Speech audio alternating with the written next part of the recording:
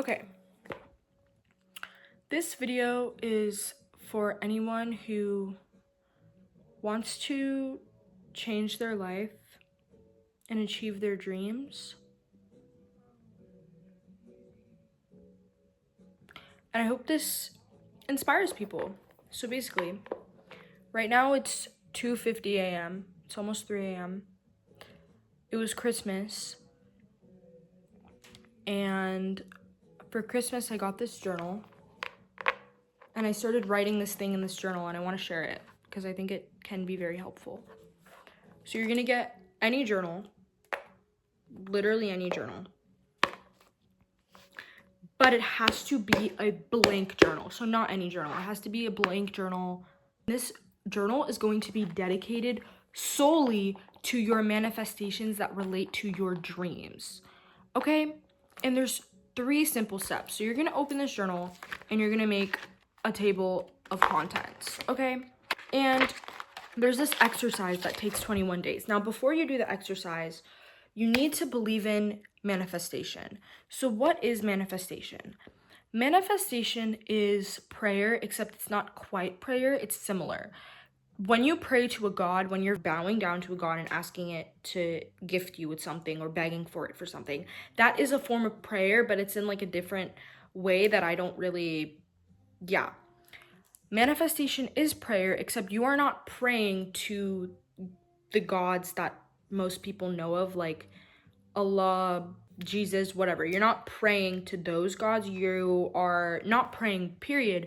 You are manifesting, and the God that makes your manifestations come true is you. God is you. Now, I'm not saying that you are literally God. I'm saying the reason that God is you is because you're the one who makes your manifestations come true and makes them a reality. Because it's all within you and your perception, and you have all the control. You have control over this kind of divine power. How does manifestation even work? What are the logistics of it? Manifestation is not like, oh, I want $1 million, and then the next day $1 million are going to be handed to you. No, it's like, oh, I want $1 million, so now that you've told, no. You don't say I want. When you say I want, when you're manifesting, let's say you have a manifestation journal and you're writing, I want $1 million. I want so-and-so to love me. I want da-da-da-da. You're manifesting the desperation for that thing because you're using the word want. But if you say, I have $1 million. I have a Bentley. I have this job. Thank you for this job. Thank you for loving me. I'm grateful for da-da-da-da. You are basically telling your own brain that you have it. And your brain is going to be like, whoa, I have this. Why does my reality not connect with this delusion? And you're going to find a way to make the delusion become a reality, because your delusion becomes reality. It's not reality precedes delusion. That's not how it works, okay? And so how does that work?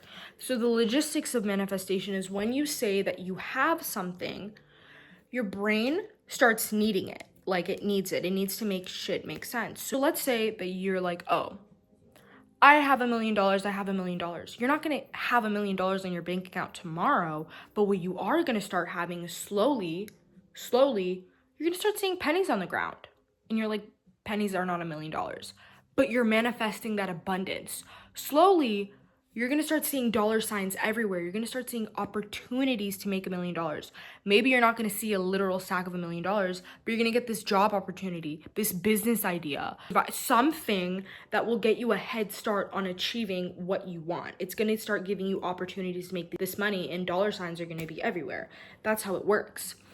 Manifestation can only exist if you have the foundation of a belief in yourself. I believe in myself so much. I truly believe I can do anything I want because I can, and you can too. There's no difference between you and Elon Musk. And you're like, this woman is crazy. What is she talking about? What does she mean? There's no difference between me and Elon Musk. There's literally no difference between you and Elon Musk and me and Elon Musk. And we both have legs. We both have working eyes. We both have working arms. You can do literally the exact same thing Elon Musk is doing because you have the exact same physical capabilities. The only difference is mindset. There's no difference between me and Kim Kardashian and like the richest person on earth and whatever. Only difference is the mindset. How did Addison Rae go from being a TikToker to now being a pop star? Because she just realized she can be whatever the fuck she wants to be. It's within mindset, okay? And I'm obviously not saying that you're gonna go and create Tesla, but you can, and you need to believe that you could. How could you do that? Knowledge, study. The knowledge that Elon Musk has is accessible to everybody. Everybody has access to like literally anything. You can be literally anything you want to be. There's no difference between you and a Harvard student, Harvard alumni, whatever, because if you read their textbooks and if you put in the work to study how they do, you would be just as smart as them. This is how jobs work. How do you think multiple people can do the exact same job? Because they teach you the same thing. You can morph and mold into anything you want to be. There's millions of doctors in the world. You think there's a difference between you and a doctor? No, you can go to med school. You can do whatever. There's millions of actors in the world. There's millions of rich people in the world. You can do what they do. And if I'm saying this and you're like, oh, whoa, this girl is way too confident, whatever, that reflects something negative in you where you can't even believe that this mindset exists. But I truly believe that there's literally no difference between me and Elon Musk. I could be him if not better. I don't want to literally be. I'm not interested in what he's doing. But you get what I'm trying to say, okay? I'm not going to get too literal. So you need the foundation of manifestation. You're going to take the first page and you're gonna make a table of contents. What is your table of contents gonna say? It's gonna say 1, what do you want? Question mark. What do you want? 2, how to get there. Parentheses, research. 3, create. That's it. That's literally it. The word create. And the only rule is no outside anything. No outside anything. No journals about what you did today. You can have another journal about this. This is quite literally just your brain fart for your dreams. Okay? So, the first question, what do you want?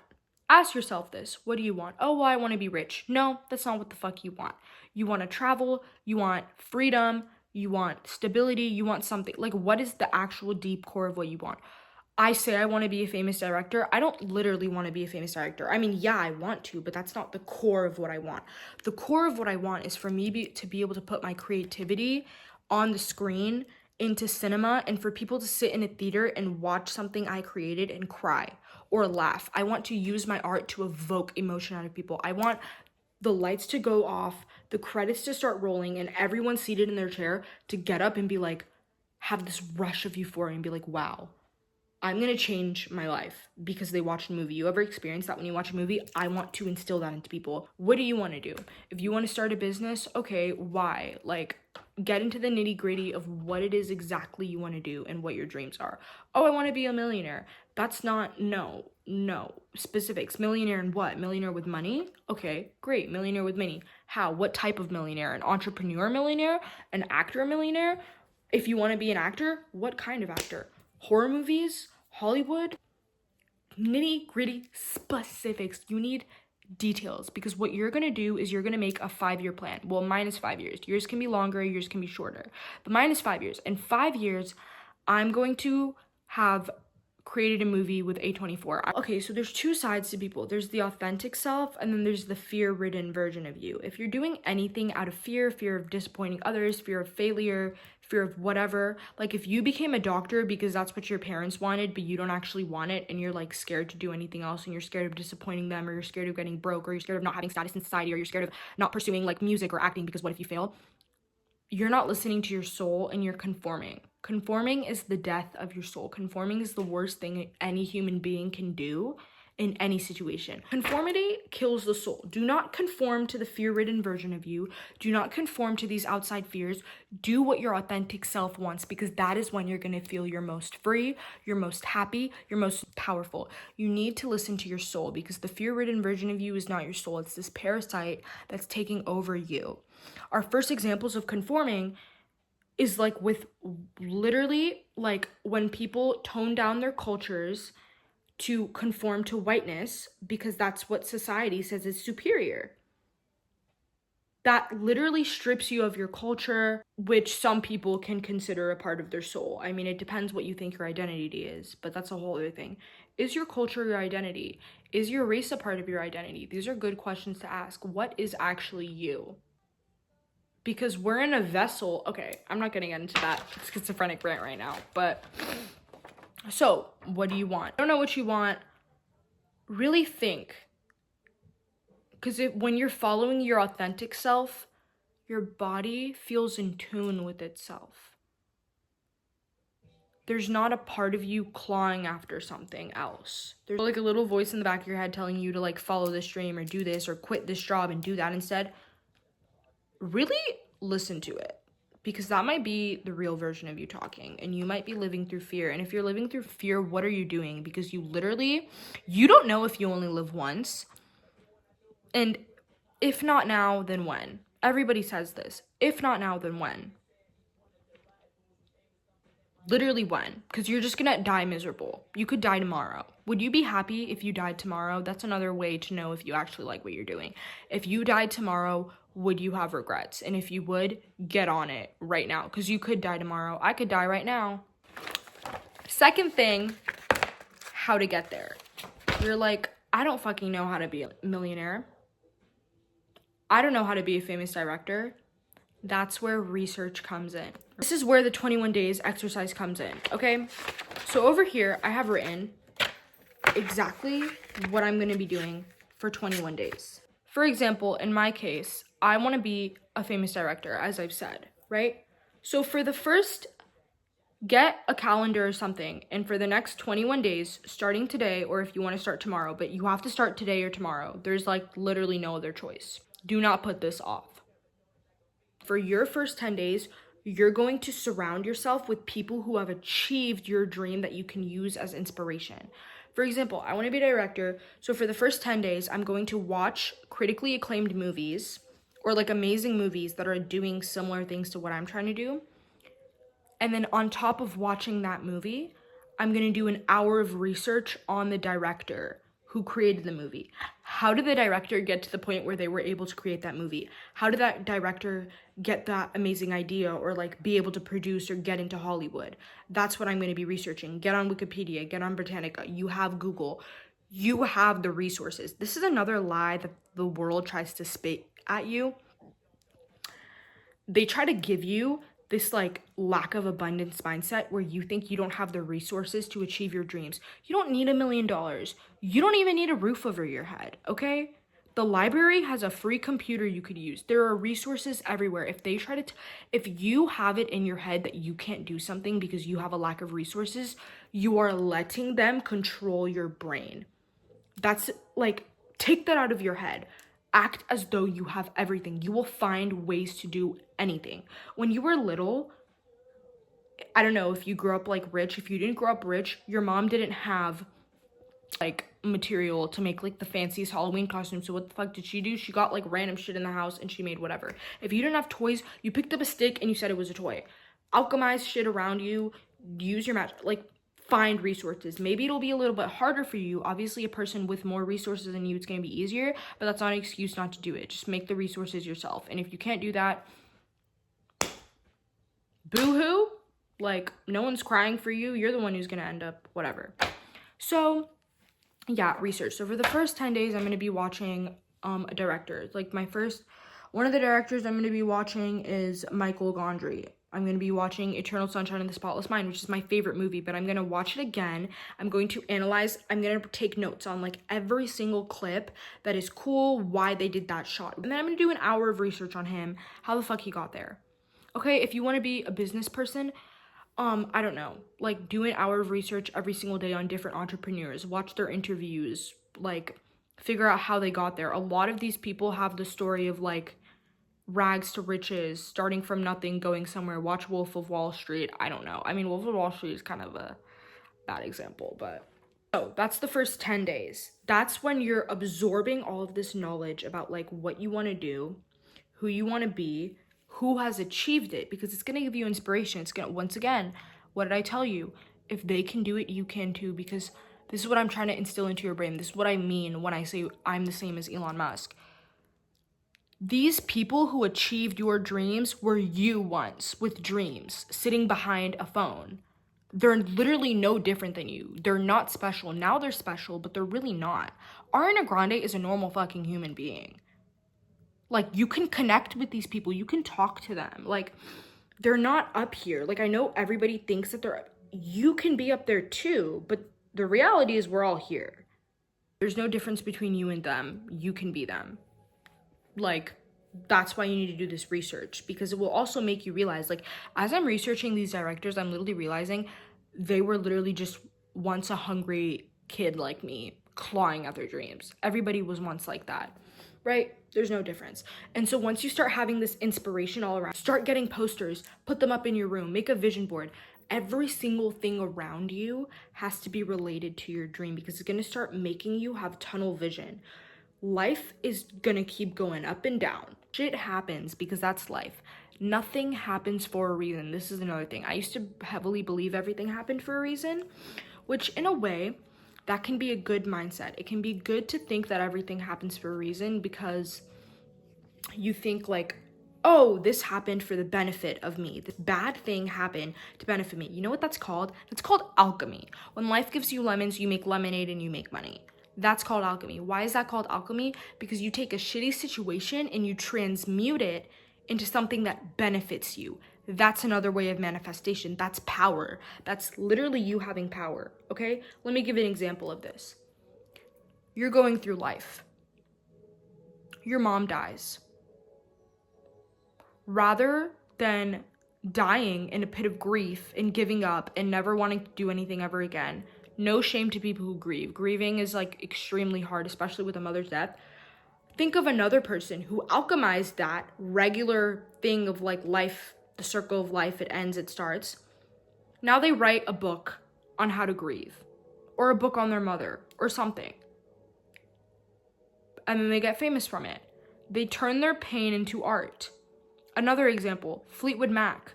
Their most acclaimed album they all made while the band was breaking up and they were all going through their shit. People make the best art when they're in pain, because instead of staying stuck and staying in like a pit, they're blooming from their pain. They're using their energy and they're alchemizing it into a creation. Alchemy. So people who believe everything happens for a reason to benefit them. This shitty situation happened to me. Oh, but God actually did this to benefit me. They're alchemizing to make everything benefit them. Everything happens for a reason. I'm unstoppable. Everything happens for a reason. Reality is nothing happens for a reason. That thing just happened. It just happened because that's life. Life goes up and down. But that person gave it a positive reason. We don't choose what happens to us. We choose what comes out of it. We choose the outcome. So for the first 10 days, you're researching the people around you so that you can get into the mindset of the people who achieved your dream so that you can become one of them. Then, for the next 11 days that you have left, you're going to do other parts of the research. I don't know how this would really connect to like people who did acting. Maybe they'd go to acting classes, or they'd watch a video on YouTube of like how to act a certain scene and they'd try to act it out. I don't know how it would work for a person in business. Maybe you start learning about like day trading or stocks or like how to start a business. I don't really know. But for my situation with like directing, after the 10 days of me researching someone, then I'm going to go to YouTube and I'm going to start researching coloring, what different colors do to different visuals. I'm going to start researching how to film different shots, why different shots are put, how they make the viewer feel, all of these different things. Basically just plan out the next 11 days, like every single day, what you're going to do to bring you closer. And the last 3 days, so what's that, day 17? The last 3 days is when you're going to start putting into fruition and actually activating the shit that you learned. So what I'm going to do is I'm going to write a short script, because one of the things I'm going to do is learn how to write a script, like in the proper formatting. I'm going to write a script for a short, and then I'm going to try to film that short. It's going to be a piece of shit. I don't have a proper camera. I don't even have actors. I'm probably gonna film this fucking remote and like use it as a main character, do something with it, but I'm gonna be creating something. Even if it's a piece of shit, it exists. And I'm gonna make one piece of shit. Then my next short is gonna be another piece of shit, and then another piece of shit, and another piece of shit. And then maybe it'll start getting better and that piece of shit will turn golden. practice makes perfect. I don't even know where I was going with that. Practice makes perfect. And the reason you're gonna immediately implement it and you have to do it on day 17, because if you wait a long time to act upon your knowledge, it's gonna be harder. It's like when you take a test, if you heard everything that was gonna be on the test like one day ago, you're probably gonna get a lot better grade than if you heard it 1 month ago and you just take the test, right? So while you're actively in this like tune of researching every single day, if you like start actively doing the thing, you're gonna like push yourself and like get that wheel moving. Fuck, whatever. But yeah, that's basically how to achieve your dreams in 21 days, or how to get started on like achieving them. And then if for 21 days you start surrounding yourself solely with this thing that you want, you're gonna start seeing opportunities, because it's like tunnel vision. You're gonna have laser eyes and you're gonna start seeing these opportunities. Like I was saying with manifesting, like these opportunities are just gonna come to you, and maybe they're already here in plain sight, but you just don't see them. But when you tell the universe, you tell your brain what you want, your brain is the universe. It's gonna start giving you these opportunities. And so what I did in my journal is my first page. I wrote, what do I want? And I did that whole thing of what do I want? And then I wrote a page called, what do I have? And I spoke about what I have. Be grateful. Always have a gratitude journal. Always write about what you're grateful for, because it will keep you in this positive mindset, and it will remind you of all the things that you have, and all the things that you don't have, they'll just blur in the background. Okay? You should be grateful for everything. There's always something to be grateful for. And if you can't name anything that you're grateful for, fix your fucking brain. Fix your fucking brain. I don't care how aggressive that sounds. Literally fix your brain, because there's something to be grateful for. I'm grateful for the roof over my head. I'm grateful for this phone that I can film this video on. I'm grateful for Spotify. I'm grateful for this journal I got for Christmas.